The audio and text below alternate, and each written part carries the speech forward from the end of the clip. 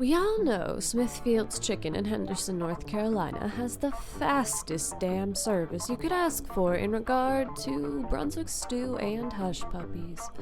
They're so fast, you'd presume you went back in time once you got your piping hot food. Naturally, that was my dad and I's last stop before our 11-hour drive up north to Massachusetts for a family reunion. Henderson is not the biggest place in the world, so it was odd seeing a motorcade of black, unmarked cars with tinted windows surrounding a vintage limo in the Smithfield's drive-thru. The limo had two flags. One, the American flag, and the other was what looked like the presidential seal, but we couldn't be sure at the distance we were at. My dad said that there was no way that that was the president. Not in Henderson, North Carolina, and definitely not inside of an old-timey limo like that. He also fussed that it probably gets terrible gas mileage, to which I agree. I suggested that maybe it was the governor. My dad said maybe, but he really didn't seem convinced. As I said, though, Smithfield's in Henderson, North Carolina is fast. We were in and out and back on the highway before we thought too much about the cars in front of us. I-85 is good and rural, meaning you can go fast with little to no traffic so long as you're keeping your eyes peeled for deer and speed traps. Oddly, right when we were on the ramp to leave Henderson, we saw cars backed up for a mile or so down 85. Dad would have usually popped a quote-unquote Yui, but we had the luck of having two motorcycle cops behind us, and the official-looking motorcade was out front. We were annoyed, but, what are you gonna do? There's cops behind you. We snacked on our hush puppies when we dip them into Brunswick stew broth, which is the best way to have hush puppies, by the way. Our GPS was freestyling directions and alternative routes and recalculating every time we inched forward. I searched the local news' Twitter to see why there was such heavy traffic in Henderson of all places. Like, was there a car show? Probably not, because the Corolla to hot rod ratio was way too low for that. Maybe it was an accident and everybody was rubbernecking. Henderson is rural enough to not immediately be on traffic reports. Dad and I had nothing better to do than come up with conspiracy theories about what was going on with this strange group in front of us. Dad said that I should Google the limo. It was really old-timey. He thought it was a Lincoln, and he was right. It was a 1961 Lincoln Continental. As it happens, it was the same limo that JFK was shot in. And thus, there was no way that a sane politician would want to ride around in one of those. It's like having a 13th floor or being on row 13 of an airplane. You just don't do it. I thought maybe they were historical reenactors going to the set or something. My dad, his eyes damn near bulged out of his head. He was like, JFK reenactments in Henderson? And I was like, well, maybe it was a movie. To which Dad repeated, in Henderson? It was cheaper out there. And my dad could see the logic in that. The traffic continued to crawl forward. By the time we were adjacent to the peanut roaster, aka Carolina Nut, our hush puppies and stew were long gone. Of course, we were watching Carolina Nut just kind of crawl away from our eye line as we inched up 85 snackless, and Dad was like, we should have gotten some roasted peanuts, to which I agree. Oh, they're so good. Hashtag not sponsored. Our GPS suggested we detour off of exit 215 to get onto 158 East. Dad had to wait a good 5 or 6 minutes before anyone would let him change lanes in this godforsaken traffic.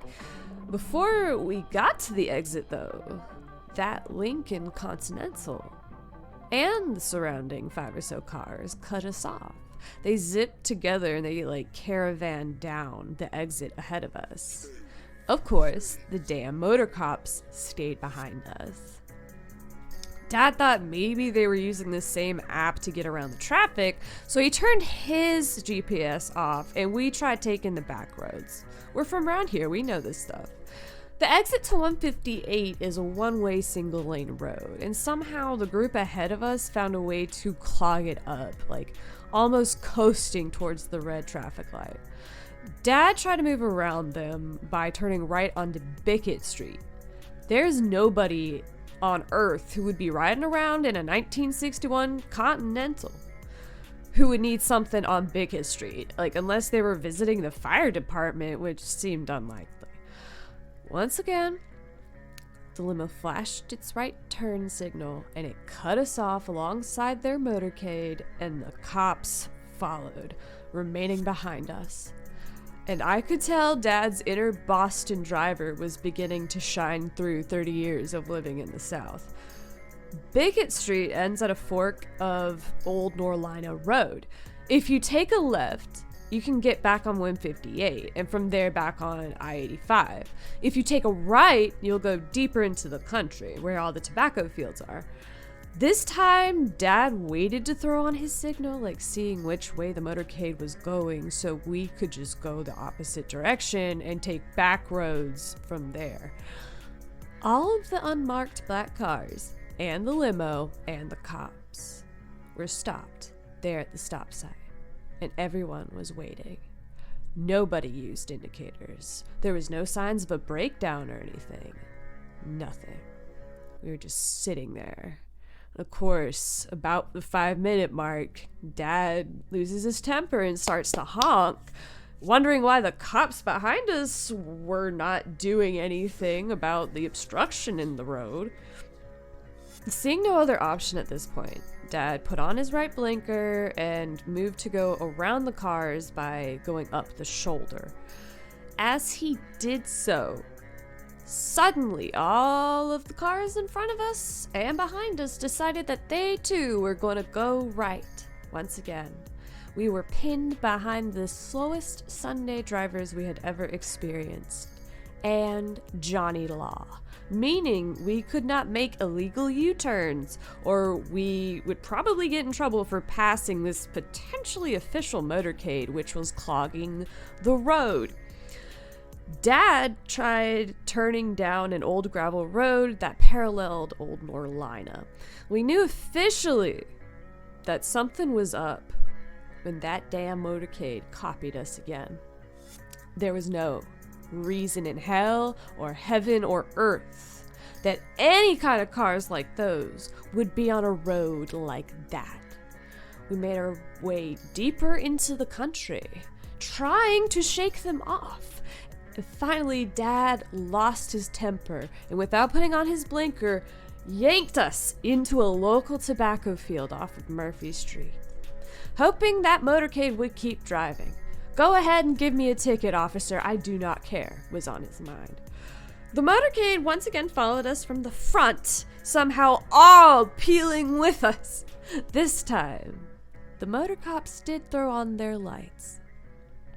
The cops came to our car.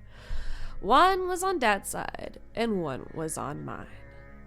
And he asked for my angry father's license and registration. But he looked at both with clear disinterest. Meanwhile, the other cop was watching me really hard, to the point where I don't think he blinked. The cops nodded to each other and they asked for my license. Dad asked why, since I wasn't driving. They did not answer, repeating that I needed to present my license. Scared shitless at this point, I gave it to him. Whatever, just get us on our way here. This time, the cops were far more interested. They went off together with my license and brought it to the back of the limo. A man in a black suit and sunglasses came out of it, and he walked with the cops to my side of the car. They bent down, and they were all staring at me, really hard. The man in the black held my license up next to my face, and he looked to the cops. With one firm nod, he said, "That's her, all right." And with that, my license was returned. The motorcade and the limo pulled away from us and turned right onto Murphy Street and went on their way. I was left with an 11-hour car ride trying to explain to my dad that I had no clue what had just happened or who those people were or what they wanted with me. Dad was not convinced, promising me he would love me even if I was on the FBI's watch list or something. I promised that I had absolutely no clue what had just happened. I wish I could say that that was the last time I saw that 1961 Lincoln Continental, but it shows up every now and then. Sometimes it's hidden under the bridge on 15501 when you're moving from the country into Durham, or it's at the Virginia state line behind a bunch of pine trees. And every now and then I'll catch it in the corner of my eye, kind of crawling past Smithfields and Henderson, watching while I eat my hush puppies dipped in Brunswick stew.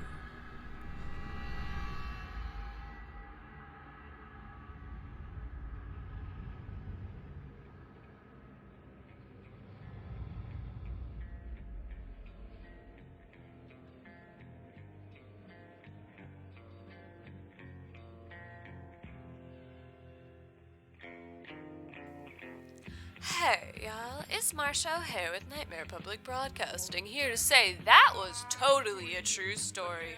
The people who totally believe us are Zemo, Rocco, the Logos Mancer, Eyefjukla, Yokothul, Sam Myers, P-Duff, Bingley, Jerry West Script, Man of Many Bees, Wild Wolf Gaming, Axel Gale, Dave 98, Baconator 935, Organic Emerald, Sam Myers, Pepster Mogus, Big Nate, and Gethin Jones. Newbie? What's that in your mouth? Why, it's comics and audio essays and other exclusives over on patreon.com/Belladonna ASMR. Now, y'all stay safe out there for me. Bye! Pippin! Aw, you made a little thank you card for Alcatraz and our anonymous donor over on Throne.me. You sure do appreciate those bully sticks. I do too. Hey, all of you all, it is Jack Kennedy. I'll be on the lookout for Richard Nixon in a cowboy hat shooting ghouls into the sky. He was last seen at twitch.tv/Belladonna ASMR.